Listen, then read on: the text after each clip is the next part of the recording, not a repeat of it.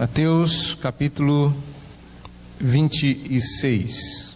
Nós já começamos, se você acompanhar aí nos primeiros versículos, nós já começamos a expor o texto, já passamos pelos primeiros 5 versículos e os planos preparatórios tanto para a Páscoa quanto para a traição.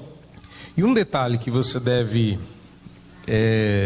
começar a prestar atenção é na cronologia. Repare que o capítulo 26 diz no verso de número 2 que dali a 2 dias eles fariam a Páscoa, ou guardariam a Páscoa. Na nossa versão aí, celebrariam a Páscoa, não é? E se você fizer as contas, eu disse quando nós chegamos nesse texto que eles estavam na terça-feira. Uma conta simples, terça-feira daqui a 2 dias, que dia da semana que é? Quinta-feira. Mas você vai notar, se você já fez essa conta antes na sua vida, e você já leu outro evangelho, você vai reparar que a Páscoa seria celebrada na sexta-feira e não na quinta-feira, não é? Tanto é que os principais sacerdotes não queriam levar Cristo a julgamento na Páscoa, e queriam fazer aquilo antes que o sábado começasse. Então eles estavam ali na sexta-feira. Então, como é que essas coisas começam a se encaixar? Mateus diz claramente que se tratam de 2 dias antes da Páscoa. Depois do episódio da unção e do pacto de traição por parte de Judas, no verso 17, que começa a exposição de hoje, o texto de hoje, não se fala de Páscoa, mas de festa dos pães asmos. E assim, no primeiro dia da festa dos pães asmos, os discípulos perguntam sobre comer a Páscoa. Uma coisa tem a ver com a outra. Então nós vamos tentar aqui avançar um pouco mais de profundidade, visto que não é uma pregação, mas nos preparar para o texto que nós vamos ouvir. Eu vou do verso 17 até o verso 25, agora pela manhã. E à noite, na pregação, nós vamos falar sobre a ceia do Senhor. Vamos orar, pedir que o Senhor nos abençoe, e eu vou fazer isso depois da leitura do texto. Então, por favor, acompanhem a partir do verso 17 de Mateus 26. No primeiro dia da festa dos pães asmos, vieram os discípulos a Jesus e lhe perguntaram: onde queres que te façamos os preparativos para comeres a Páscoa? E ele lhes respondeu: ide à cidade ter com certo homem, e diz-lhe: o mestre manda dizer, o meu tempo está próximo. Em tua casa celebrarei a Páscoa com os meus discípulos. E eles fizeram como Jesus lhes ordenara e prepararam a Páscoa. Chegada a tarde, pôs-se ele à mesa com os 12 discípulos. E enquanto comiam, declarou Jesus: em verdade vos digo que um dentre vós me trairá. E eles, muitíssimo contristados, começaram um por um a perguntar-lhe: porventura sou eu, Senhor? E ele respondeu: o que mete comigo a mão no prato, esse me trairá. O Filho do Homem vai como está escrito a seu respeito, mas ai daquele por intermédio de quem o Filho do Homem está sendo traído. Melhor lhe fora não haver nascido. Então Judas, que o traía, perguntou: acaso sou eu, mestre? Respondeu-lhe Jesus: tu o disseste. Vamos orar? Deus amado e bendito, nós te agradecemos por essa manhã e pelo tempo que o Senhor nos permite separar para o estudo e aprofundamento na Tua Palavra. Dá-nos um tempo abençoado, dá-nos momentos agradáveis na Tua presença, de aprendizado, de edificação, de crescimento e de transformação. Nós oramos no nome bendito do nosso Senhor Jesus Cristo. Amém. Amém. Bom, algumas coisas precisam ser ditas e compreendidas antes da gente avançar na compreensão do texto, não é? Nós estamos num contexto de preparativos finais para o cumprimento da missão de Jesus, para que ele veio. E nesse momento, Jesus dá um indicativo muito forte para nós. Durante todo o ministério de Jesus nos últimos anos, lembrando, nós estamos aqui nos momentos finais, as pessoas vêm tentando prender Jesus, vêm tentando maltratá-lo de alguma forma, e repetidas vezes, mais especificamente no Evangelho de João, é repetido que não é chegado ainda o tempo. É dito pelo evangelista, é dito por Jesus, mas nesse ponto, e é aquele momento em que a gente sente o frio na barriga, Jesus diz assim: o meu tempo está próximo. Não é uma provocação, reparem, em todo o tempo no Evangelho, Jesus é provocado. Eles tentam prendê-lo, eles tentam pegá-lo. Ele está sendo provocado e os discípulos pedem para ele tomar uma atitude. Ele está sendo provocado e ele diz: ainda não chegou meu tempo, ainda não chegou meu tempo. Não há qualquer provocação aqui que leve Jesus a dizer isso. Ele voluntariamente dá o passo à frente e diz, troca o assunto. Onde o Senhor quer que coma a Páscoa? Ou seja, na cabeça deles, visto que já 2 episódios semelhantes se passaram, vamos celebrar a Páscoa como sempre. Então, nesse ano, onde o Senhor quer que a Páscoa seja celebrada? E eles estão buscando fazer os preparativos para o Senhor Jesus, o que é bastante interessante. Depois eu vou falar um pouquinho sobre Páscoa para entender isso. Mas note aqui a guisa de introdução, note aqui o detalhe interessante. Onde o Senhor quer que a gente prepare a Páscoa para o Senhor? Ele disse: vocês vão descer numa cidade, vão encontrar com um certo homem, e eu já preparei a Páscoa, já me adiantei. E Jesus havia feito isso em segredo, eles não sabiam do que estava se passando aqui, até que Jesus dissesse: vai lá. E o que é interessante, o nome dessa pessoa não é revelado em evangelho algum, não é? O verso 18 diz aí, você pode conferir: ide à cidade, uma referência a Jerusalém, né? Ide à cidade, ter com certo homem. E em nenhum evangelho é dito os detalhes disso. Em outros evangelhos nós vamos ver, é dito assim: dizei isso e isso, falai assim e assim. Não é detalhado. Ou seja, Jesus se adiantou, Jesus já havia combinado, preparado, apenas diz, desce lá e avisa que vai ser na casa dele hoje à noite. Hoje à noite. Não é? Porque começaria aí a celebração.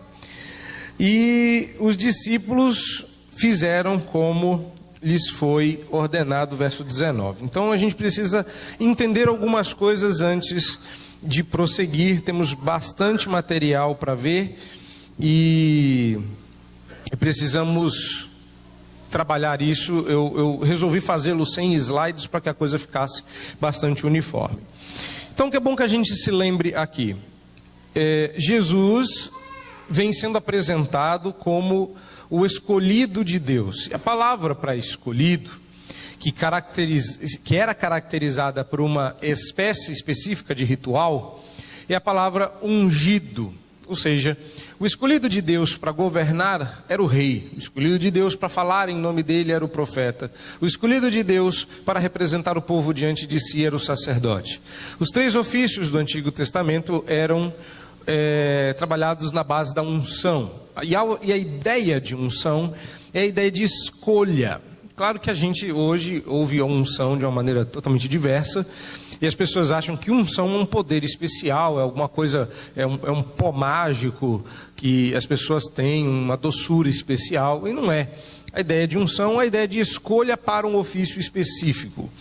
Mas Jesus não foi só ungido, não é? Nesse texto. Em momentos anteriores, quando Maria, que aliás a gente vai dar uma olhada nisso, né? Porque na semana passada, é bom que fique registrado, eu ando muito cansado, não é? O estresse pré-viagem tem me deixado meio maluco. Eu repeti umas 200 vezes que qualquer um poderia tranquilamente conferir lá em João capítulo 13. E quem fez descobriu que eu estava errado. Não estava em João capítulo 13. Então, quando eu me referi a Maria, eu estava me referindo a isso aqui, ó. Abra a sua Bíblia em João capítulo 12, verso 1. Então repare porque nós em Mateus 26 estamos em outra casa aí, não é? Mas estamos em Betânia. Por quê? Porque Jesus já havia chegado em Betânia, você vai ver lá no capítulo 12 de João. Então acompanha comigo ali. 6 dias antes da Páscoa, foi Jesus para Betânia, onde estava Lázaro, a quem ele ressuscitara dentre os mortos. Ok? Foi quando ele chegou. João avança, não diz quanto tempo, e diz: deram-lhe, pois, ali, porque cada evangelho tem um marco, tem uma estaca onde ele se finca. Mateus, a estaca é cronológica, é temporal. Então, se você reparar na leitura do evangelho de Mateus, Mateus vai marcando, como João e Maria foram deixando as migalhas de pão para marcar o caminho de volta. O marcador de Mateus é o tempo. Depois de um tempo, depois de 3 dias, Mateus vai... As migalhas de Mateus são temporais, as de João são locais. Os lugares onde Jesus passa. Então repare a ênfase de João diferente da de Mateus.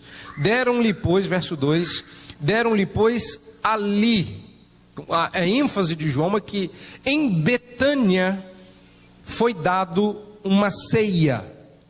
Marta servia, sendo Lázaro um dos que estavam à mesa. Então Maria, repare claramente, os 3 aparecendo: Marta, Lázaro, Maria.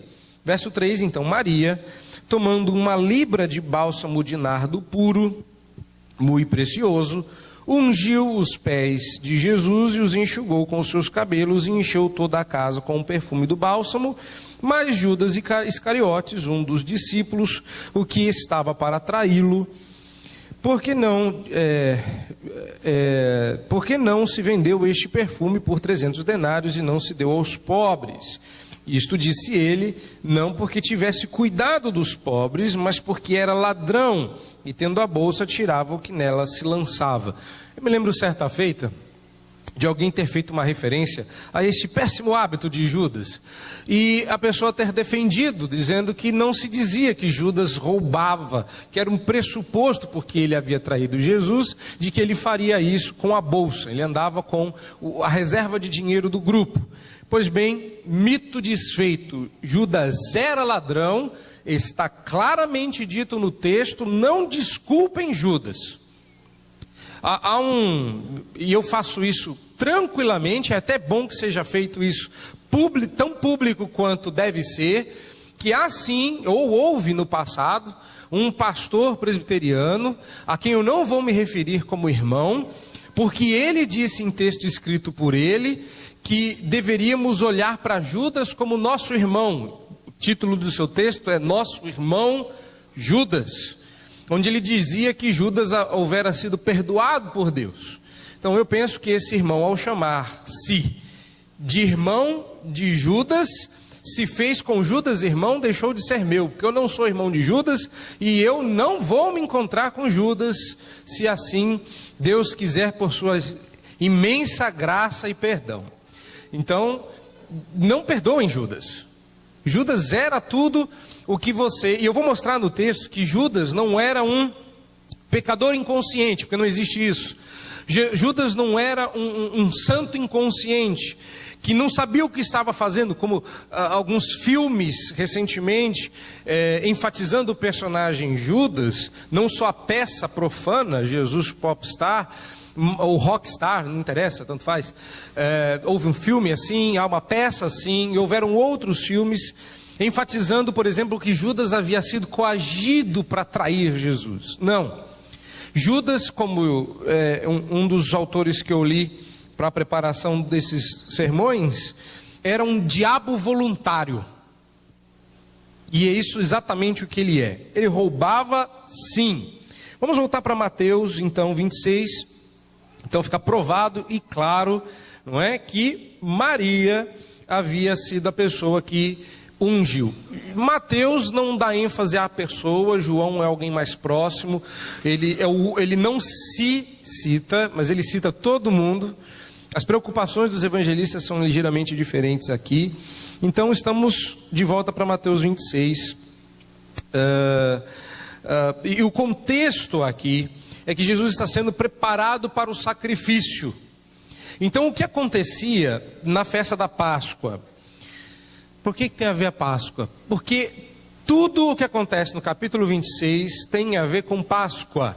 Repare os primeiros versículos, porque já se apresenta esse contexto. Daqui a 2 dias celebrar-se-á a Páscoa. E é exatamente assim que se fazia, não é? Alguns dias antes se escolhia o cordeiro que seria usado para a Páscoa, e ele ficava reservado com alguns dias de antecedência. Exatamente o que está acontecendo aqui. Mas no verso 17, fala do primeiro dia da festa dos pães asmos. Se você conhece um pouquinho de festas judaicas, eu não conheço tanto assim, não sei você. Vai que temos alguém aqui que gosta de estudar e conhece bem festa judaica. Se sabe bem, sabe que a festa dos pães asmos, não é? É feita imediatamente depois de qual festa? Festa dos pães asmos. Ela vem logo depois da... Eu sabia que ninguém saberia a resposta, eu também descobri essa semana. Da Páscoa. A festa dos pães asmos começava depois da Páscoa. Se esse é o primeiro dia da festa dos pães asmos, algum desavisado poderia dizer, mas como pode ser o primeiro dia da festa dos pães asmos se a festa dos pães asmos começa depois da Páscoa? Na verdade, no dia seguinte. Então vamos entender algumas coisas que tornam esse texto extremamente interessante. A Páscoa era a primeira festa do calendário judaico. A Páscoa inaugurava o ano judaico. Ela era celebrada, abre a sua Bíblia lá em Levítico 23, 5.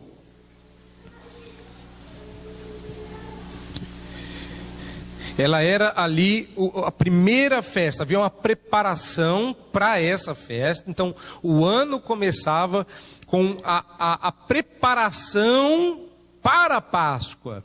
E em Levítico 23, 5, você vai ver que todo ano, no mês primeiro, ao 14 do mês, no crepúsculo da tarde. Ou seja, era assim que começava o calendário judaico. Essa festa era a festa mais antiga da história das festas de Israel. Precedia todas as outras. E ela era seguida da festa dos pães asmos. Se você der uma olhada no verso seguinte, você vai descobrir isso. Você está em Levítico 23, 5, é só ir para o verso 6. Você confere aí na sua própria Bíblia, com seus próprios olhos, que logo depois de celebrada a Páscoa, era a festa dos pães asmos. Correto? Viu aí? E aí fica a pergunta, se no dia 17, no dia 14, 15, no verso 17, diz que no primeiro dia da festa dos pães asmos, ainda está sendo perguntado onde eles vão comer a Páscoa, fica um troço esquisito, vocês não acham não?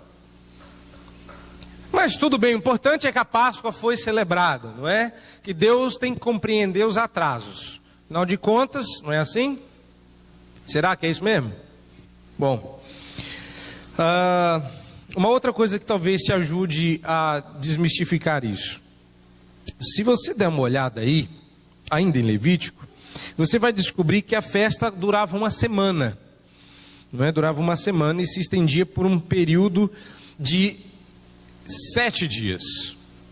Mas o que aconteceu ao longo do tempo é que, como a festa dos pães asmos era imediatamente seguida da Páscoa, as duas festas ficaram muito intimamente ligadas, de modo que a festa dos pães asmos durava 8 dias e chegava a incluir a Páscoa.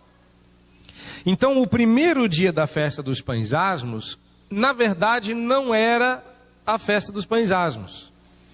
A festa dos pães, vamos repetir, a festa dos pães asmos durava uma semana, portanto, 7 dias.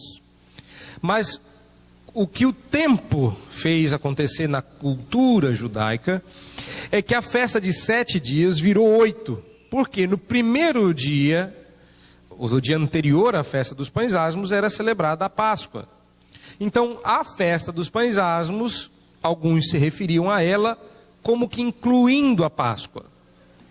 Então, ela virou uma festa de 8 dias e não uma festa de 7 dias como ela devia ser. Não tem nada de errado aqui, mas é só para vocês entenderem que quando Mateus se refere ao primeiro dia, ele está falando da Páscoa e não da festa dos pães asmos. Não há qualquer atraso aqui. Não é? E você vai reparar que no Novo Testamento não se distingue com muita clareza entre festa de pães asmos e Páscoa. E aqui é um exemplo disso. Fala-se de Páscoa e fala-se do primeiro dia da festa dos pães asmos como se fosse a mesma coisa. E isso é bastante importante você ter em mente aí, tá? Eu separei aqui, e se nós fôssemos bem a fundo mesmo, nós teríamos que vasculhar todo o mês de Nissan, para a gente ver como essas festas se encaixavam dentro do calendário, cumprindo aí o mês. Não é? Então, todo mês de Nissan era vivido debaixo desse ar pascual. Né? Havia a preparação, a Páscoa e o que vinha depois. Então, veja bem, o que acontecia? 4 dias antes da Páscoa, no dia 10 de Nissan, cada família em Israel tinha que escolher um cordeiro sacrificial sem mancha e separar aquele cordeiro do resto dos rebanhos até a Páscoa. Então, se você fizer uma conta rapidinha aí, ele chega 6 dias antes, disso em Betânia, e 2 dias antes o pessoal pergunta. Então, quando os discípulos perguntam, eles já estão atrasados. Quando os discípulos perguntam 2 dias antes, você dá uma conferida lá em Mateus 26, tá? Daqui a 2 dias celebrar-se-á a Páscoa. Então, normalmente, 4 dias antes o cordeiro era escolhido. 2 dias antes e nada. Aí os discípulos vêm e perguntam, onde você quer os preparativos? Por quê? Porque a Páscoa era celebrada em família. Era uma festa extremamente familiar. Mas nós não temos família aqui. Então, na cultura judaica, o mestre, o rabi e os seus discípulos eram considerados um núcleo familiar. Por conta do rabi tirar o discípulo do seu contexto, fazer exatamente o que Jesus está fazendo, viajar e tal. E a regra da Páscoa, vocês se lembram bem, é que um cordeiro tinha que ser comido inteiro. Então, você tinha que... Se a sua família não conseguia comer todo o cordeiro, você podia convidar famílias e visitantes para comer de modo que não sobrasse nada. Então, eles são uma família. Jesus vai fazer o papel do pai e o discípulo mais novo vai fazer o papel do filho mais velho. Então, havia todo um ritual que a gente vai trabalhar esse ritual já já. Você vai perguntar, mas por que esse ritual é tão importante? Por causa dos versos 20 em diante. E aí eu vou mostrar até uma fotinho para vocês, para desmistificar algumas coisas que nós mantemos ainda na cabeça. Então, estamos nos preparando para a Páscoa. Ela faz parte, ela historicamente passou a fazer parte da festa dos pães asmos. Ela vem antes, um dia antes. 4 dias antes você escolhe o cordeiro, antes da Páscoa. Então, se você fizer aí, se a Páscoa é celebrada na quinta-feira, não é? Então, que dia que você escolhe o cordeiro? Segunda. Então, na terça-feira eles estão, mas ela foi celebrada na sexta. Uma série de questões aí esquisitas. É na quinta ou na sexta? A Páscoa. É difícil de dizer, mas é fácil de explicar. Os galileus festejavam a festa da Páscoa na quinta-feira. Pensando nessa semana, porque não é toda quinta não. A festa da Páscoa, ela tinha uma data do mês. O ponto da Páscoa era o dia do mês. Então naquele ano ia cair na quinta-feira para o galileu, mas na sexta para o israelita, para o judeu que morava ali. Os fariseus e os demais festejavam com o calendário galileu. Os saduceus no calendário israelita, por causa da contagem de tempo. Um contava o dia a partir do pôr do sol e o outro contava o dia a partir do raiar do sol. Então, para uns a sexta acabava, para outros a sexta começava em momentos diferentes e havia uma noite entre uma e outra. Então, para alguns a Páscoa caía na quinta e para outros na sexta. Essa divisão veio a calhar. Pense bem, pense bem. O que está acontecendo aqui? Toda família em todo o território de Israel tinha que fazer isso aqui. Já fizeram uma conta? Se a gente ouve isso aqui, está aí pensando, onde isso vai dar?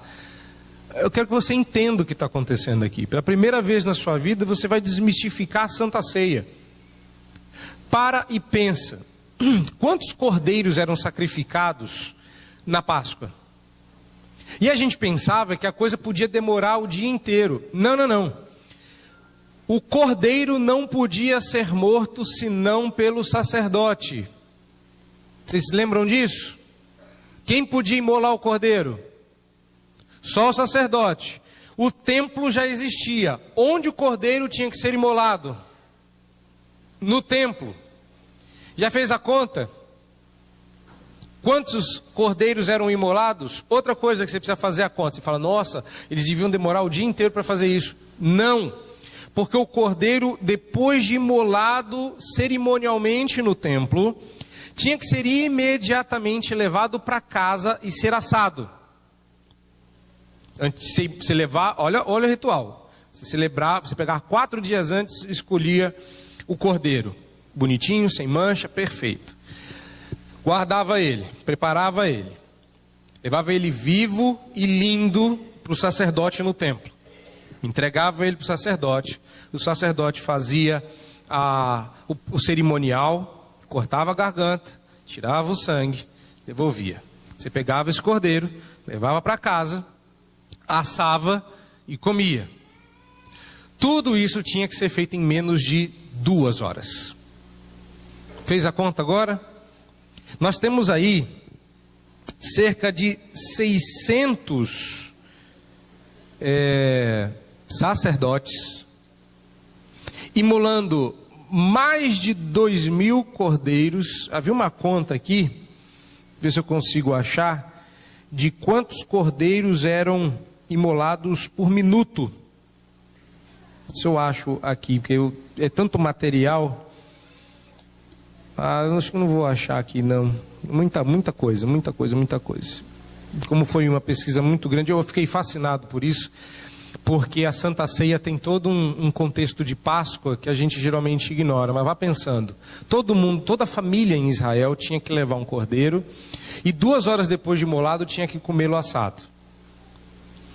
Então era um trabalho louco e uma sangueira Diz os historiadores que de tanto sangue, um atrás do outro, havia um riacho que ficava manchado de sangue e se via o sangue correndo do templo em direção a Israel. De tanto sangue que tinha. Então era muito, muito sangue, muito, muito cordeiro, uma fila imensa.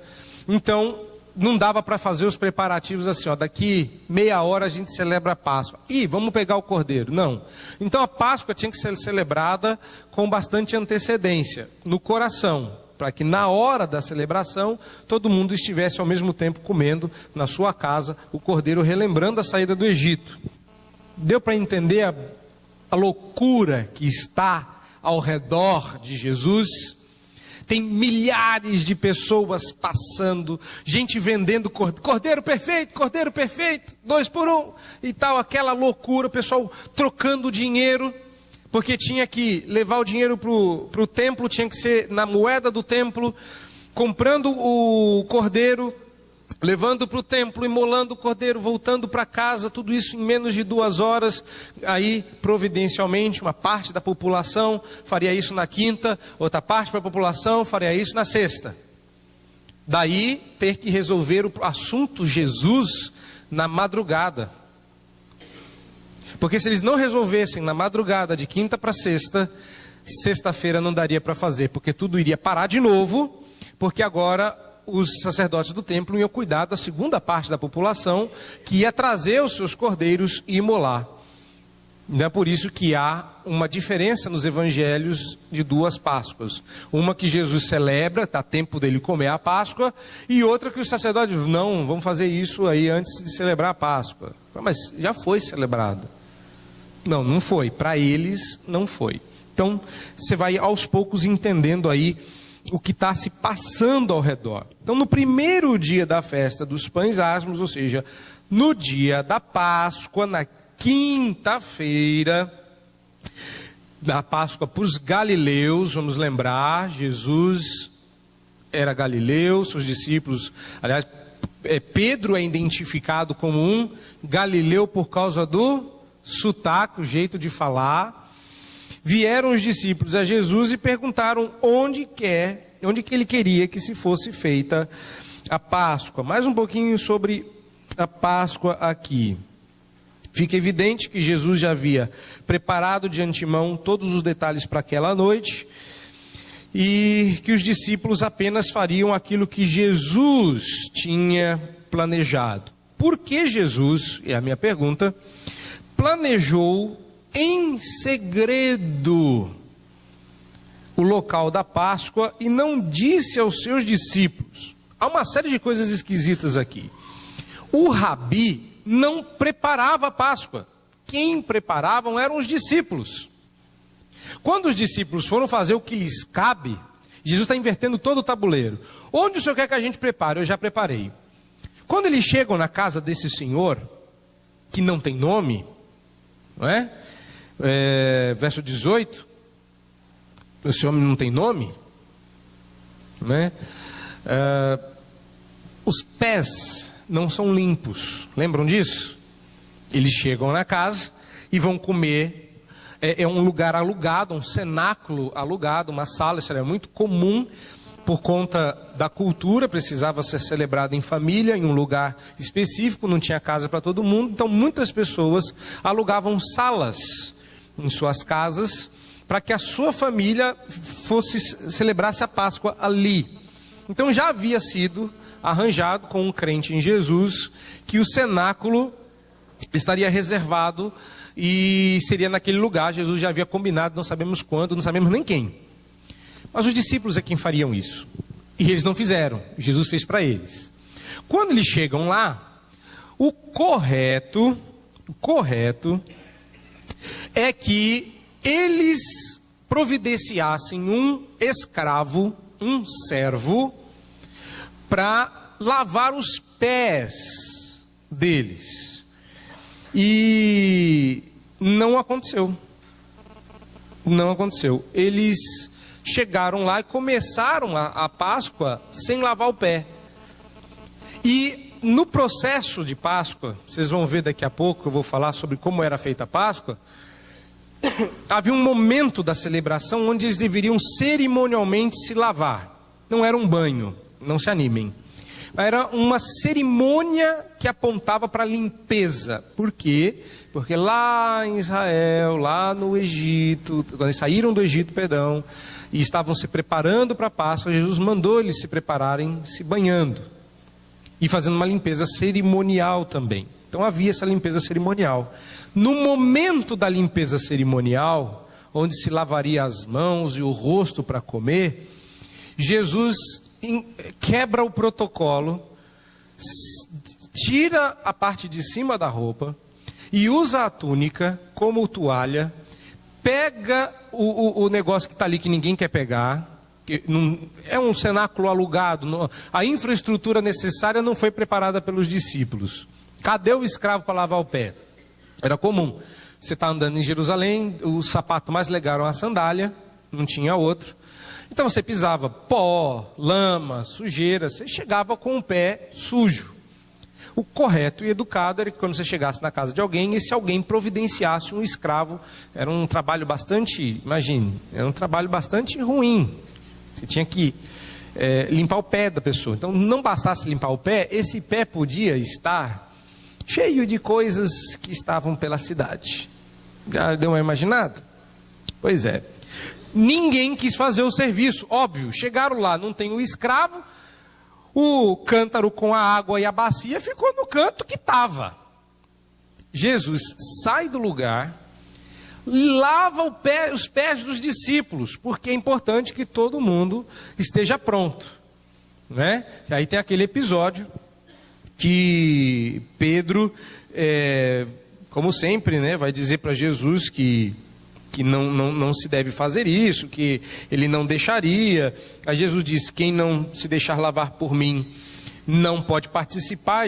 Aí Pedro já quase tira a roupa e diz: então quero tomar banho todo, já se joga na banheira. E não é bem por aí, só vamos no pezinho aqui, dá o pé, Pedro, pronto, está lavado, e todo mundo ao processo. Tudo isso faz parte da celebração da Páscoa. A gente tem uma visão muito ingênua da Páscoa. A gente acha que a Páscoa tinha um cerimonial simples, que era chegar, pegar lá, ir na padaria, ver aí 4 pão asmo. Aí você pegava lá umas 4 fatias de pão asmo, lembrando que pão asmo é a mesma coisa de pão sem fermento. Pegava lá meia dúzia de endívias e outras ervas amargas, que facilmente você encontra em qualquer feira, né? Feira, e já comeu endívia? Existe até hoje. É um troço amargo, ruim. Tem outro negócio que o pessoal gosta também, que é aquela que não é nem alface, que alface é bom, nem almeirão, escarola. Então, não era taioba, porque taioba não é amarga, né? Taioba é de Deus, né? E por que você comia endívia, escarola e outras ervas amargas? Para se lembrar da amargura da escravidão. A gente pensa que era juntar ali, botava lá e saúde, e o povo comia. Não. A Páscoa era comida ritualmente. E eu vou falar desse ritual já. Estou guardando o ritual para o fim. Porque o ritual é o segredo desse texto. Se eu fosse pregá-lo, eu não falaria quase nada do que eu estou falando hoje. Se eu fosse pregá-lo, a minha ênfase seria no ritual. Eu separaria o texto pelo ritual. Porque o ritual começa aqui no verso 20. O ritual da Páscoa começa no verso 20. E quando a gente chega no verso 26, texto de hoje à noite, ainda estamos no ritual da Páscoa. Então o segredo está no ritual. E eu estou contextualizando bem, que senão não faz o menor sentido o ritual, você vai achar legal, mas perde o clímax, né? Não era algo tão simples. Eles tinham que sentar, tomar um copo de vinho, lavar, depois sentar de novo. O pai fazia uma prece, apresentava a Páscoa, tomava o segundo cálice. Aí o filho mais velho teria que fazer, nessa hora, na hora que o pai botasse o segundo cálice na boca e todo mundo bebesse, o filho tinha que perguntar: o que é tudo isso? o pai tinha que contar a história, eles tinham que cantar um hino, o primeiro trecho do hino, comer o cordeiro, tomar o cálice de novo, comer o pão, cantar mais outro hino, beber. Eu vou falar tudo isso. Então não era uma coisa de sentar e oramos, amém, vamos comer. Não. Ele tinha um negócio de primeiro cálice, segundo, e pega isso, e levanta, e senta, e deita, e tudo mais. Então, não era uma coisa tão simples, a gente é muito ingênuo. Primeiro que a gente acha que esse povo sentou numa mesa, pegou o garfo e começou a comer. A gente já viu filmes em que esse povo está sentado no chão. E há aquela cena, né, famosíssima, da ceia, aquele quadro muito famoso da última ceia, né? Inclusive eu acho que o nome é A Última Ceia. E tem nada a ver aquele quadro. Mas pense um quadro que não tem nada a ver, é aquele. E vou mostrar uma foto de como até hoje é celebrada a Páscoa e do porquê no Evangelho de João se diz que João estava com a cabeça no peito de Jesus. Vocês nunca estranharam essa cena? O texto diz assim, e o discípulo amado estava aconchegado. Eu ficava pensando, mas gente, como é que João foi parar no colo de Jesus? Porque diz que ele reclinava a cabeça no peito de Jesus. Então eles estão comendo e a cabeça de João está aqui. Mas como é que come desse jeito? Aí eu descobri que se está todo mundo deitado em fileira e a cabeça de João está aqui no meu peito e eu estou assim, então é possível que eu apoie o meu braço esquerdo, use o direito para pegar a comida, enquanto isso está João aqui da mesma forma. E enquanto isso, enquanto a minha cabeça está aqui, sou João, no peito de Jesus, tem outro aqui. Esquisito, né? Não é assim que você imaginava a ceia, correto? Então já eu vou mostrar. Calma, vou deixar melhor para o final. Quando faltar 5 minutos, aí eu falo tudo e vou embora. Senão não tem graça. Não é? Ai. Vamos dar uma olhada aqui. A partir do verso 20, então. Chegada a tarde. Então repare, esse é o dia da celebração da Páscoa. A quinta-feira para os galileus. Chegada a tarde, pôs-se ele à mesa com os 12 discípulos, e enquanto comiam, aqui eles não estão comendo ainda, porque o enquanto comiam, não é, gente, fala Jesus, não, o enquanto comiam é, começou. E o começou não começava com comida. Deixa eu pegar aqui a ordem em que essas coisas aconteciam. Então, para eu falar direitinho aqui para os irmãos. Deixa eu ver aqui. Aí eu não quero perder nenhum detalhe. Cadê? Tem um quadro aqui para eu não perder. Vamos lá. Cadê? Não é isso aqui não. Eu trouxe tanta coisa aqui, que nessas horas a gente até se perde. Até aqui, achei. Vamos lá. Duas coisas que os irmãos precisam saber, que eu olhando aqui vi, que eu deixei anotado, é que havia uma divisão entre homens e mulheres na Páscoa. O homem era o responsável por providenciar o cordeiro, e a mulher era responsável por providenciar as ervas, o vinho e o pão. Tá? Aí você fala assim, nossa, o homem ficava com a parte mais fácil. Toda a vida a mulher cuida de cozinha e o homem de ir no açougue pegar a carne, né? Então era a mesma coisa. O churrasco até hoje é um negócio mais de homem do que de mulher, não é? Mas brincadeira à parte, essa era a divisão e tinha um porquê teológico. O homem era o responsável, porque se o cordeiro que chegasse em casa chegasse com defeito, a culpa era do pai. Então o homem era o responsável por providenciar o cordeiro que seria perfeito e devidamente imolado cerimonialmente, para que quando chegasse, fosse recebido por uma pilha de pães asmos, um prato de ervas amargas e vinho suficiente para que a Páscoa fosse celebrada. Então a mulher preparava o ambiente para receber, olha as palavras que eu estou usando, para receber o que vinha do homem. E o que vinha do homem era o cordeiro que expiaria o pecado. Então vinha do homem como uma semente, olha as referências para ficarem claras. Como uma semente vinha do homem, a mulher recebia, e na conclusão, na junção do elemento masculino com a recepção feminina, se encaixava a Páscoa e a remissão dos pecados era celebrada. Isso era figurativamente já uma ideia do próprio nascimento de Cristo. Ele era o cordeiro que viria da parte de Deus, a parte feminina receberia esse cordeiro e nessa junção se concretizaria a redenção. Bacana isso, né? Bom, então como é que a Páscoa obedecia? A Páscoa tinha um negócio chamado, olha só que interessante, a Páscoa obedecia uma liturgia.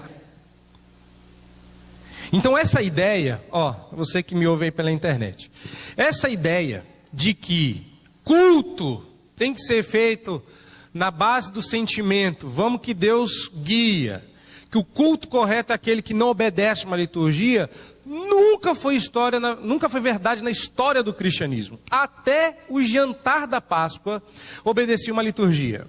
Eis a liturgia do jantar. Não é culto, hein? Era um jantar. Já pensou na liturgia de jantar? Você senta e põe a mão para beber. Fala, não. Antes de beber tem a oferta alimentícia inicial. Porque assim, a gente obedece uma liturgia, a gente só não sabe que ela existe. Quem é que começa hoje, vai sair daqui e vai começar o almoço comendo o pudim? Porque o pudim é a oferta alimentícia final. Estou falando alguma besteira? Você obedece uma liturgia, não obedece? Você não se senta na mesa antes da comida estar na mesa? Você antes não obedece uma liturgia? Depois que todo mundo chega, você ora. Depois de orar, você começa a partir. Existe uma ordem, cada um tem uma liturgia particular. A ordem que as coisas vão para o prato. Não tem? Tem gente que acha que é um pecado feijão em cima do arroz. Tem gente que não concebe outra ideia de se alimentar. Tem gente que vai sentar e vai falar assim, está faltando hino nessa mesa. Cadê o feijão? É ou não é verdade? Então todo mundo obedece uma liturgia. A Páscoa também tinha uma. Então a primeira coisa que existia aqui era o cerimonial da bênção do copo de vinho. Então toda a festa e todo o vinho eram abençoados em primeiro lugar. Então havia uma oração inicial. Todo mundo está junto, chegou o cordeiro, está tudo pronto, vamos orar. E aí se abençoava a festa, pedia-se a bênção de Deus sobre a Páscoa e se abençoava o vinho. E o primeiro copo, gravem isso, o primeiro copo de vinho era bebido. Então o pai pegava o copo, enchia, tomava o gole e passava ao que estava à direita. Por que ele passava ao que estava à direita? Vamos lembrar? Ele está aqui, ele pega o vinho, toma e passa para o que está à direita. O que está à direita, pega o vinho, toma e passa, e assim se corria a mesa. Outro detalhe que é importante você lembrar é que esta mesa estava em formato de U. Então, eu achava que o formato era da mesa. Quando a gente diz a mesa, não é a mesa. Lembre-se que quando a gente chama as crianças, vamos sentar na mesa, vamos sentar à mesa, ninguém senta na mesa.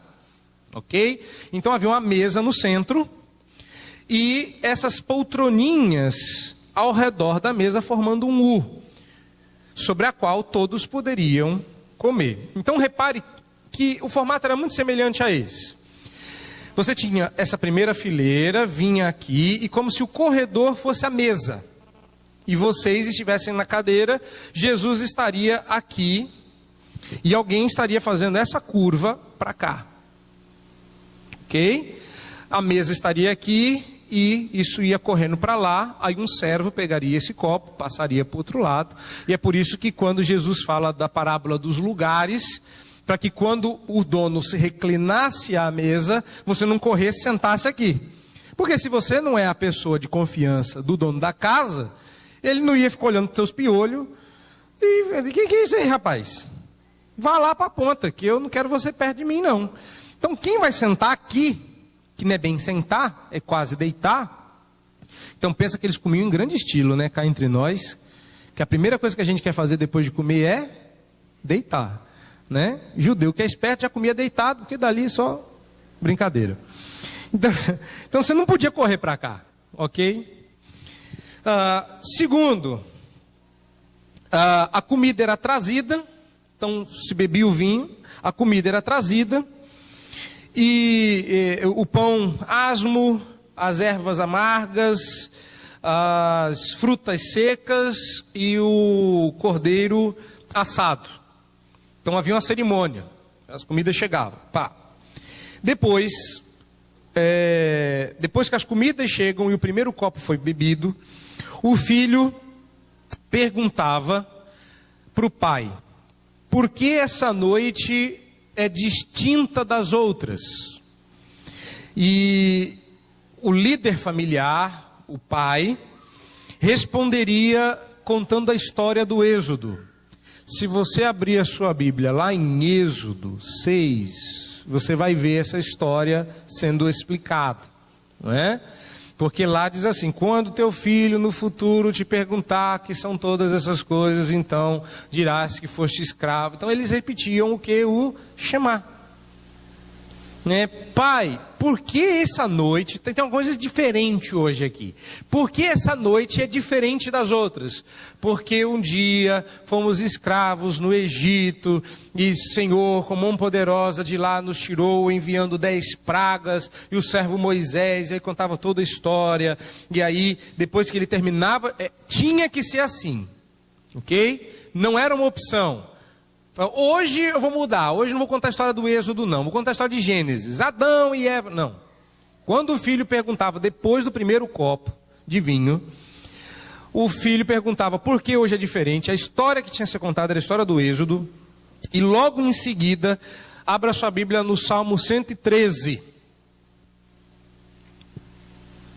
Logo em seguida, depois que o pai terminava de contar a história, em resposta ao que o pai falou, se cantava um hino. É uma liturgia.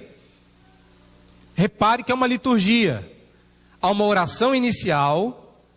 Depois o pai repetiu um trecho das escrituras que ele tinha que saber de cor. Shema. Ouve Israel. Entendeu? Depois ele explicava lá a história do Êxodo. E aí eles cantavam, logo depois que o pai terminava de recitar a história do Êxodo, de resumir o texto bíblico, os familiares cantariam o Salmo 113, 114 e até a metade do 115. Conferiu aí? Esse era o momento de louvor, o primeiro deles. O alvo era chegar até o Salmo 118. Vá conferindo aí. O que esses salmos têm em comum? A expressão louvar. São os salmos chamados de Halel. Halel é a palavra hebraica para louvar. Então esses são os salmos de louvor. O Halel, Salmo 113 até o Salmo 118. Então nesse primeiro momento, no primeiro copo de vinho, vamos até decorando o ritual. Orou, abençoou o copo. Tomou o copo. Chega a comida, o filho fala, tem coisa diferente aqui em casa. Por texto bíblico, canta do Salmo 113 até metade do 115, segundo copo. Nessa hora, depois que se cantou, terminou, chegamos à metade do 115, o pai serve a segunda rodada de vinho. Bebe o segundo copo de vinho. Depois que bebeu o segundo copo de vinho, bate-se um papo ou não, depende da velocidade como você vai celebrar. O próximo passo era pegar o pão asmo, abençoar, quebrar e distribuir. Lembrando que o pão asmo não é o pão sírio que você compra no mercado. Né? Você vai lá, compra o pão sírio lá, vai lá no da avó, eu comprar o pão aqui da Páscoa. Não, o pão de verdade, o pão asmo, ele fica meio duro, ele fica meio quebradiço, ele lembra mais um biscoito do que um pão. Né? Então, caso você fique assim meio chateado, eu queria te dizer que o tal do pão sírio tem fermento, tá? O pão sem fermento ele parecia um biscoito, ele ficava quebradiço. Então o que se fazia? Se pegava o pão, pegava o pão, abençoava, orava, abençoava o pão, quebrava. Estão lembrando de alguma coisa? Quebrava-se o pão, se distribuía e com o pão na mão se pegava as ervas amargas e uma mistura. Se eu consigo pegar aqui o nome do troço, o negócio tem um nome esquisito. Cadê? Não, já passou. É um nome. Não. Eu preciso voltar nesse ponto aqui, verdade. Você vai pegando as anotações, vai vendo que você fica tão animado que você pula. Não. Antes aqui. Também não. Gente, cadê o... Aqui. Então as ervas eram comidas com pão sem fermento e você embebia, molhava numa substância chamada... Eu não sei se a pronúncia está correta, porque eu estou lendo em português. Então, não sei se a pronúncia é correta.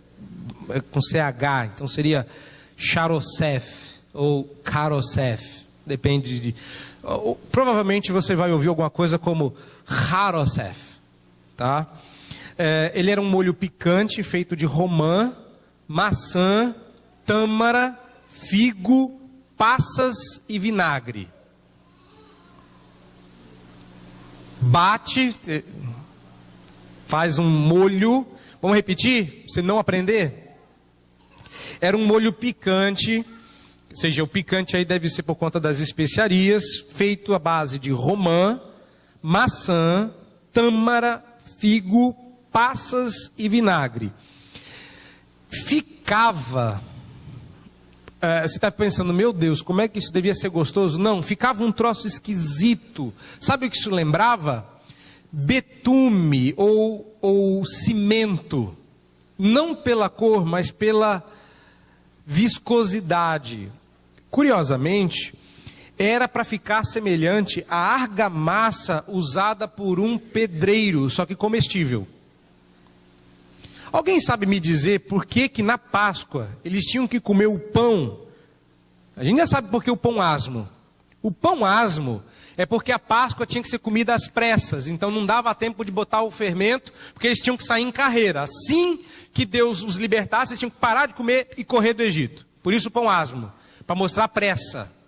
Lembra-se que a primeira Páscoa foi comida de mochila nas costas, cajado na mão, sandália no pé, de pé, e comendo nas carreiras, porque assim que o faraó gritasse, dizendo que o primogênito havia morrido e que ele liberava Israel, era para sair. Pão asmo, não dava tempo de fermentar. Por que a erva amarga? Porque eles estavam na amargura da escravidão, escravos do Egito, sendo maltratados. Aquela amargura tinha que estar na boca. A pergunta é, por que o Karosef? Por que ele lembrava uma argamassa típica de um pedreiro? Por que a ideia de pedreiro estaria na Páscoa? Resposta: porque os escravos egípcios, leia-se os israelitas, eram os responsáveis pela produção de tijolos. Então eles tinham que pegar o pão da pressa e a amargura das ervas amargas, molhar na argamassa que eles um dia fizeram para os egípcios e comer, tá? Aí você fala assim, mas tinha o cordeiro, não é? Quem já comeu, quem gosta aí de nem delícia, né? Não está na hora ainda, tá? Então a primeira coisa era comer o pão com as ervas molhado nesse negócio. Quando você comia, tinha um gosto esquisito. Não era, nossa, que delícia, Páscoa. Não, você comia, tinha um negócio meio, né? Eu fico imaginando todo mundo tem que lidar com criança na hora do culto. Então eu fico imaginando os primeiros momentos que você pegava ali, vamos comer, primeiro ano da criança, né? Imagina, pega, molha, come, e o menino, você põe na boca daqui um pouco. Não é assim? Claro, o negócio não tinha um gosto bom, aí você tinha que pôr para dentro. Come, nenê. Que papai também está nesse sofrimento. E tinha que comer aquele negócio. E não descia, né? Gostoso. E não tinha ali, tipo, punha e, que ruim, aí pega um vinho aqui e toma. O terceiro cálice não havia ainda sido liberado. Então você tinha que comer a erva, aquilo tudo, comeu. Agora, depois que você comeu o pão com as ervas e o molho, era servido o cordeiro. Olha que interessante. O cordeiro já havia sido morto antes, mas o bom sabor que vinha de sua carne só era servido depois que o pão sem fermento, a erva amarga e a argamassa dos tijolos tinha sido comida. Depois vinha o cordeiro. Aí o negócio ficava bom. Aí, só a carne. Aí comia-se e tal. Só tinha um problema, não podia passar da meia-noite. Então, come, vamos lá. Vamos, gente, vamos comendo. E come. Já pensou que, Deus tem esse detalhe, a graça de Deus nos dando ordens benditas, não é? Coma. Essa é a melhor ordem que Deus, não é? Deus vira para Adão e Eva e fala assim, tudo aí é para comer. Ele falou, glória. Né? Então hoje em dia a gente não, quando Deus, se fosse hoje por causa do pecado, Deus vira para o Éden e fala assim, tudo isso é para comer, a gente ia perguntar quantas calorias tem. Mas antes não, a gente não tinha essa preocupação, tinha que comer e tinha que comer tudo. Ordem bendita. Depois de terminado o cordeiro, no final dessa refeição, o pai, o líder do clã familiar, abençoava o terceiro copo de vinho. Ok? Quantos copos a Páscoa tinha? 4. Terceiro copo de vinho. Então comia-se o pão com as ervas, depois comia-se o cordeiro, depois se bebia o copo de vinho. Então repare aí que esse negócio de beber enquanto come já é antigo, hein? Só se bebia depois de comer. Hashtag fica a dica. Aí o terceiro copo de vinho era abençoado. E depois que se bebia o terceiro copo de vinho, se cantava, abra sua Bíblia lá no Salmo 115. Se cantava a segunda parte do Salmo 115, o Salmo 116 e o Salmo 118. Então, quando no texto você lê assim, e tendo cantado um hino, a gente fica imaginando, será que foi algo mais que a neve? Não foi. O hino que eles cantaram está aí na Bíblia. Salmo 115, segunda parte. Salmo 116, Salmo 118, hashtag fica a dica, segundo CD, hashtag composição, hashtag Douglas Clayton, hashtag IPBpoa. Tá? Agora você já sabe qual que era o hino que eles cantaram. Não vê o que a gente acha que a Bíblia está cheia de segredos, né? Os segredos estão todos nela. O que acontecia então depois que eles cantavam o Salmo 118? Se bebia o 4º copo de vinho e se concluía a Páscoa. A Páscoa havia sido comida, havia sido celebrada, havia sido feita. Então ela começava com um copo de vinho, terminava com um copo de vinho. O vinho era a oferta musical inicial e a oferta musical final. E havia 2 outros momentos de vinho no meio da Páscoa. E no meio, bem no meio, havia o cordeiro. Então o cordeiro era o centro dessa liturgia. À noite você vai descobrir em que momento a tal da ceia, que você vê aí nos versos seguintes, foi celebrada. À noite. Mas agora você já conhece o ritual. Algumas coisinhas que eu queria deixar claro antes de nos despedirmos desta manhã, visto aí que já passeamos bastante pelas curiosidades da Páscoa. Eu quero chamar a sua atenção para Judas. Abra lá sua Bíblia em Mateus 26, 17 e em diante. Agora que você já sabe o contexto, você vai entender os últimos versos. No primeiro dia da festa dos pães asmos, já sabe o que isso significa, vieram os discípulos a Jesus e lhe perguntaram: onde queres que te façamos os preparativos para comeres a Páscoa? Ele lhe respondeu: ide à cidade ter com certo homem e dizer-lhe: o mestre manda dizer, o meu tempo está próximo. O meu tempo está próximo. É isso que eu quero que você grave desse trecho. Em tua casa celebrarei a Páscoa com os meus discípulos. E eles o fizeram como Jesus lhe ordenara e prepararam a Páscoa. No verso 20, você vê por que Jesus fez tudo escondido. Chegada a tarde, pôs-se ele à mesa com os 12 discípulos. Uma coisa que você tem que saber daqui. Só Pedro e João sabiam onde que ia ser. Porque num outro evangelho é dito que Pedro e João são chamados à parte. E ele diz: desce a cidade e corre na frente. E a pergunta que fica é: por que Jesus não ficou claro, não deixou claro? Ele podia ter dito o nome do homem. Mas repare que ninguém nunca soube. Ninguém nunca soube. Só Jesus. Porque, se não me engano, em Lucas, há uma cena esquisita acontecendo aqui. Jesus diz assim: desce e vocês vão ver um homem com um cântaro de água na mão. Que era coisa de mulher. Então logo esse homem provavelmente não tinha uma esposa. Ia ser fácil de achar ele. Ia ser o único homem com cântaro de água na boca do pote lá.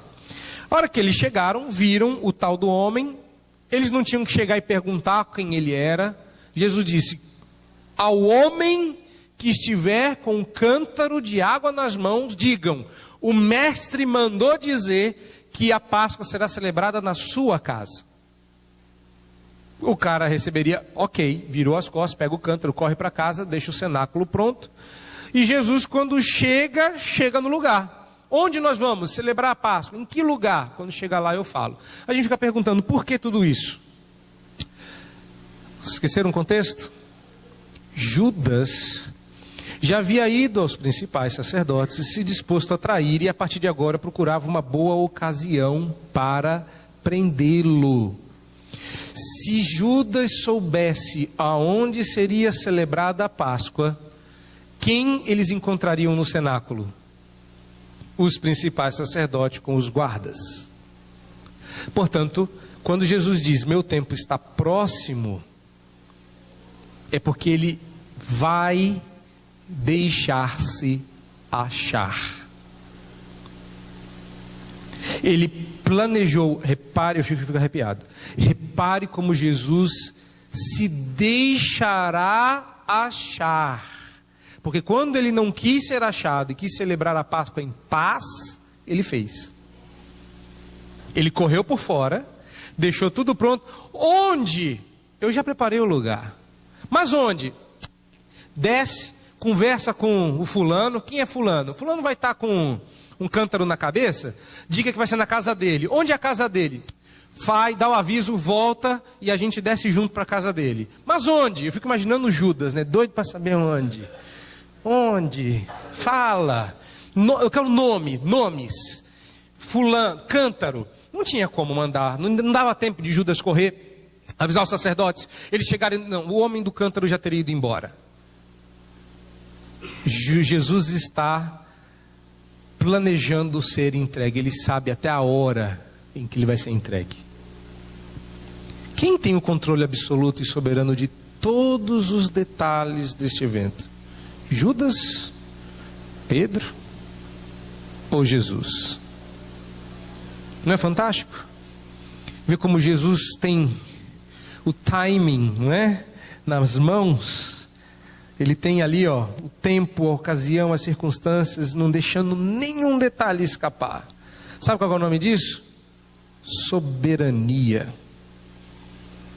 Aliás, é assim, e esse é o outro detalhe que eu quero mostrar, e é assim que ele é chamado pelos discípulos. Vamos para o próximo detalhe. Não é? Verso 20, chegada a tarde, pôs-se ele à mesa com os 12 discípulos, e enquanto comiam, declarou-lhes Jesus: em verdade vos digo que um dentre vós me trairá. Então, deixa eu mostrar aqui uma imagem para vocês.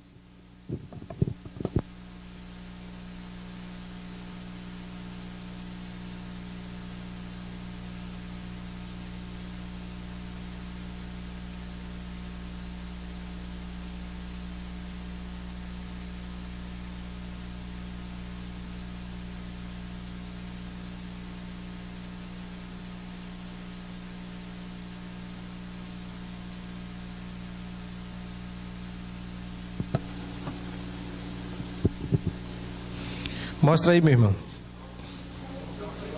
Tinha? Tá, então vamos de novo aqui, ó. Tem. Sai daqui. Tem um monte. Tá aparecendo o que aí? Minha família? Não, eu tô vendo só minhas fotos aqui. Eu falei, não é isso que eu quero. Deixa eu fechar esse trem aqui.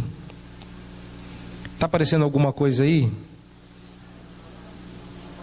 Não, tá, calma, não priemos cânico. Como já diria o sábio. Deixa eu fazer isso aqui, cadê? Deve ser esse troço aqui. Aí eu faço assim, ó, cadê? Assim.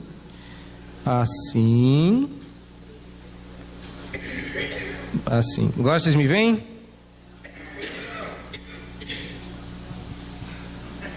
Vê sim. É isso aqui que eu quero mostrar. Isso. Vamos aumentar aqui, ó. Aqui, ó. Dá para ver? Dá? Isso aqui era maneira. Então vocês estão vendo aqui uma espécie de sofazinho, né? De um divã, né? Uma espécie de divã. Tá vendo como as pessoas ficam uma em relação às outras? Dá para enxergar? Não? Então vem aqui mais para frente. Dá. Só às vezes daqui da frente estão enxergando. O povo lá de trás, não é? Depois, se você quiser, pode vir aqui depois da aula, eu mostro a foto de perto. Então o que você tem aqui? Não sei se você dá para ver, ó. Aqui você tem a mesa, o centro, certo? Você tem o formato de U, tá vendo? Formato de U. E aquele homem ali é provavelmente o pai. Ou não, minto, o pai é o que está atrás, tá? O que está na frente seria João. Essa aqui não é uma cena deles na ceia. Isso aqui é o normal, é uma família celebrando a Páscoa. E esse é o detalhe que estava faltando na cena da Páscoa. Esse detalhe aqui, ó. Esse personagem do canto aqui. O que essa senhora estava fazendo aqui? Esperando eles comer? Talvez ela seja a garçonete do restaurante. Não, ela era a serva. A responsável de pegar o vinho aqui na ponta, levar para outra. de pegar a comida, levar e trazer, de limpar o pé. Esse personagem não estava na cena dos discípulos. Esse faltou. Você só tem os do canto de cá. Então você tem o formato em U.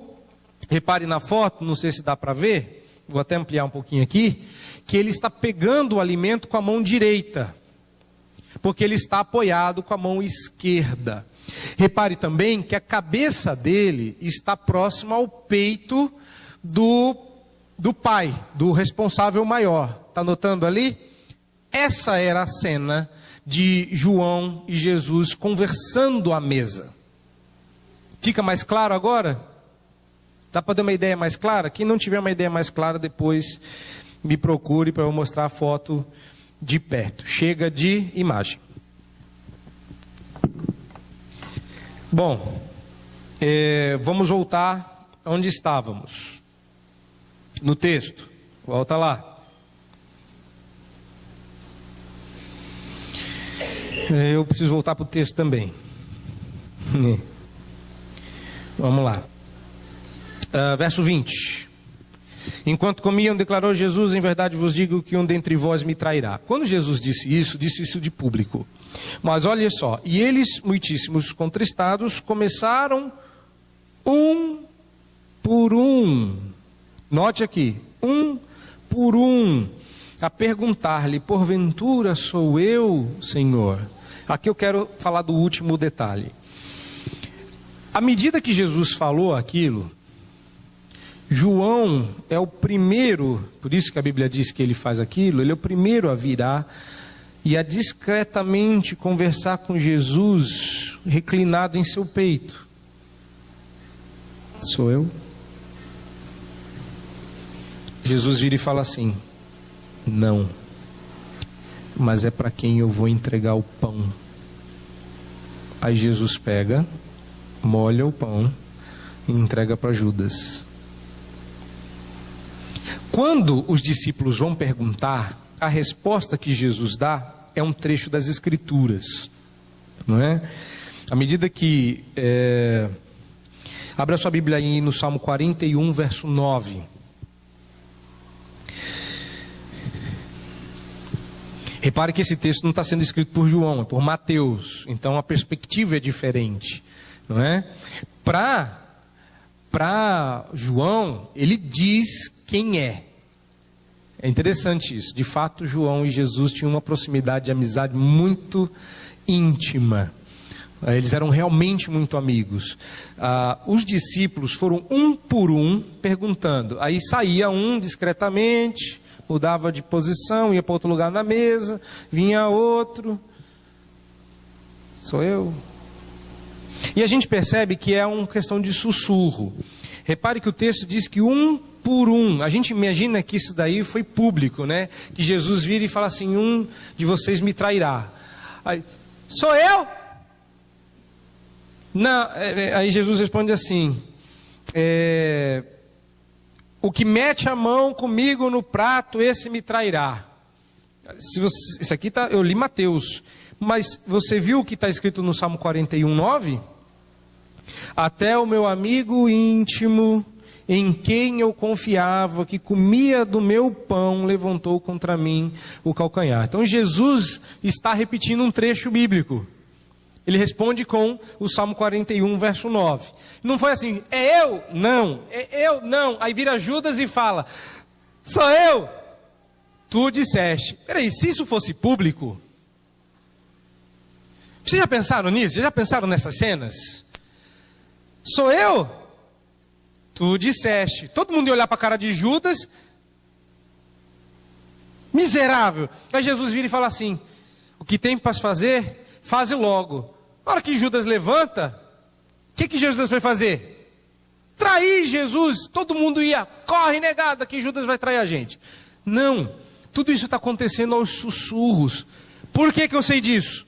Porque quando Jesus diz para Judas fazer o que ele tem que fazer, os discípulos pensam que ele vai pegar o dinheiro e dar aos pobres. Por quê?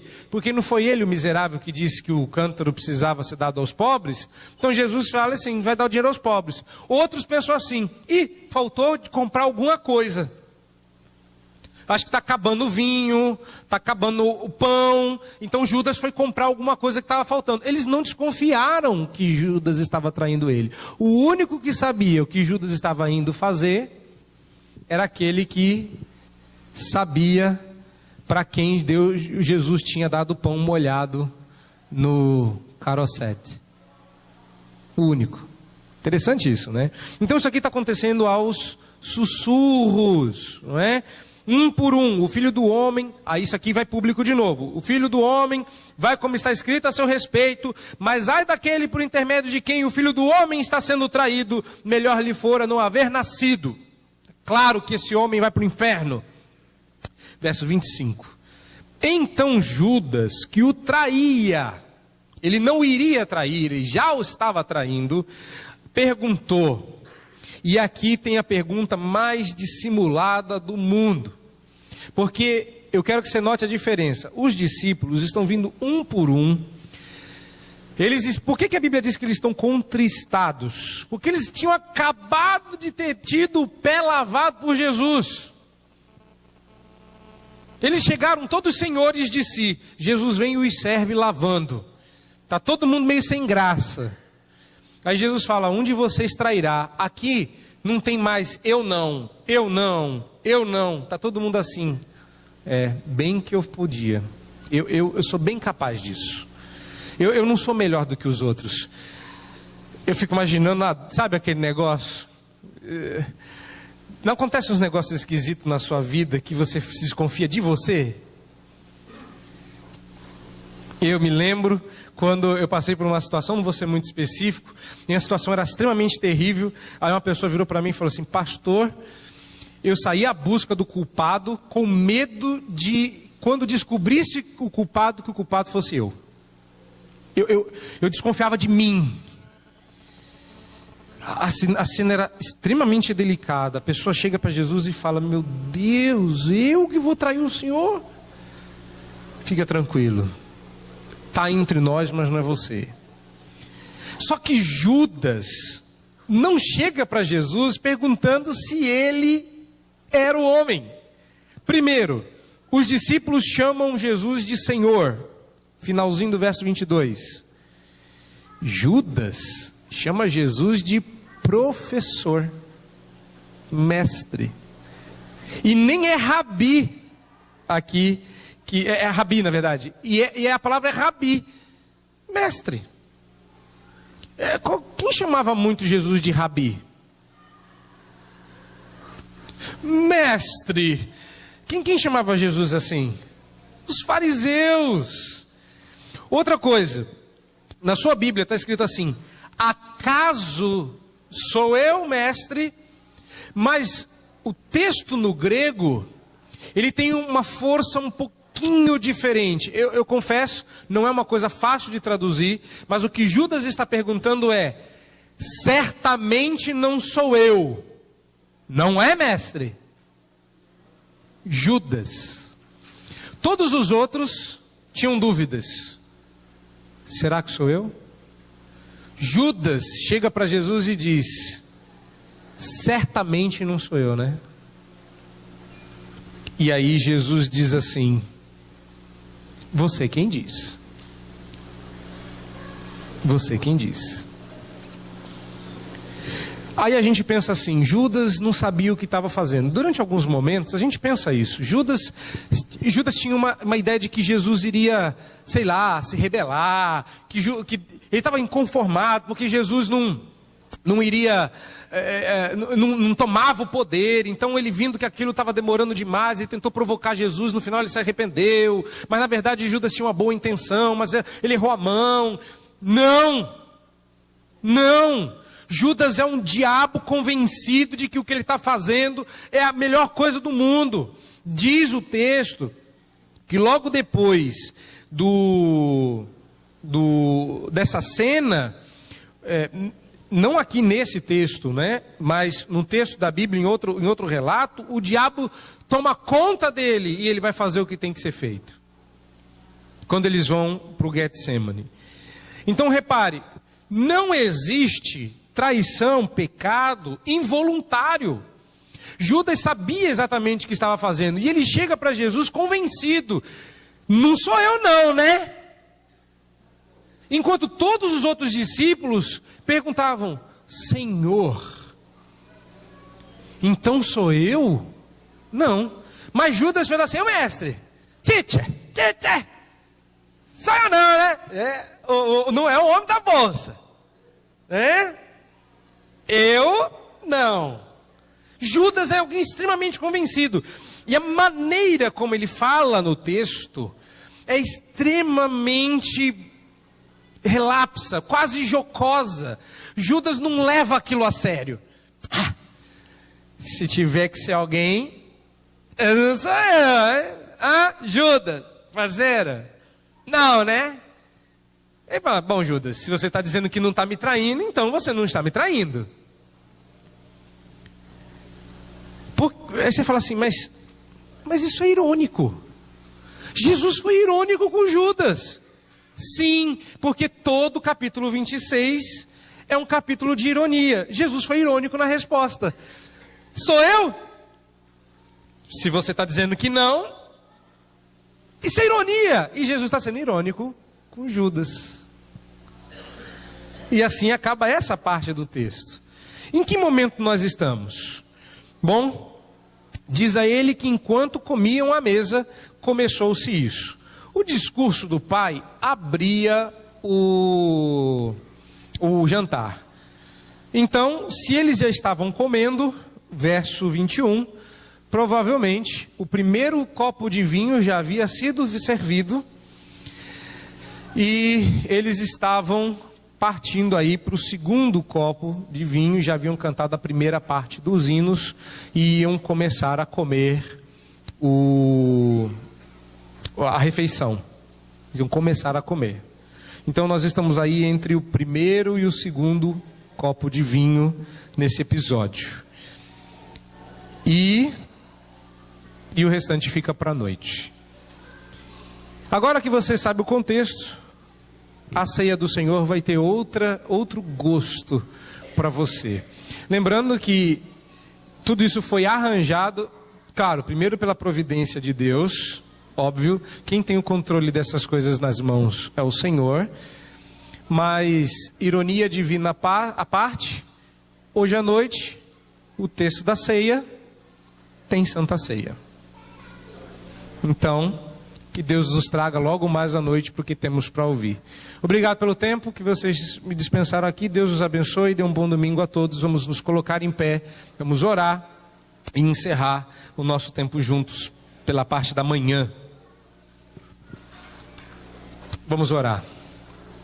Deus amado, nós te agradecemos por esse momento, ainda que tenha chovido uma série de informações na nossa cabeça inesperadas sobre como a Páscoa acontecia e tudo mais. Ó Deus, coloca essas informações no lugar na nossa cabeça, para que elas formem o berço onde a mensagem vai ser encontrada à noite, onde vai ser colocada. O nosso coração tenha sido preparado para ver a tua mão soberana, dirigindo firmemente todos os acontecimentos da história. Mas que também sirva de alerta o saber que toda vez que pecamos, o fazemos consciente, mesmo que não tenhamos absoluta consciência disso. Não somos inocentes. E se não temos consciência dos nossos pecados, ó Deus, dá-nos esta consciência, para que contristados nos acheguemos humildemente a Ti pedindo perdão. E não nos convençamos que nós não caímos naquele ou neste tipo de pecado. Somos todos propensos a traí-lo. Mas o Senhor, em sua graça, nos sustenta. Livra-nos, ó Deus, de sermos encontrados ao lado de Judas.